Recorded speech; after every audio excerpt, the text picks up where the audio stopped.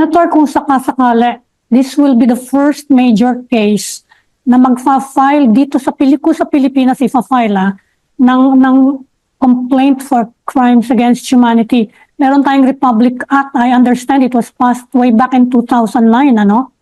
At nagamit na daw yan, according to some lawyers, nagamit na yan, but on a limited case lang doon sa Mindanao.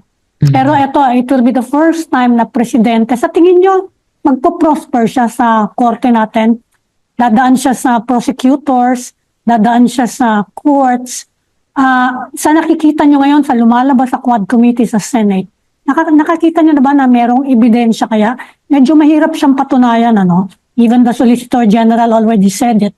Pero sa tingin nyo, merong sufficient basis for indictment and for conviction?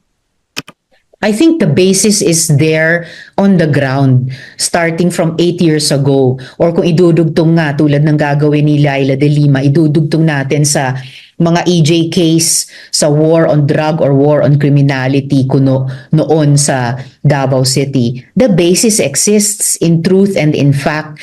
And sa tingin ko, dahil sa hearing sa House at ngayon sa Senado, pumapasok na siya under oath on record at nagiging siyang official na mga ebidensya na pwedeng gamitin ng DOJ at saka ng ICC for case build-up.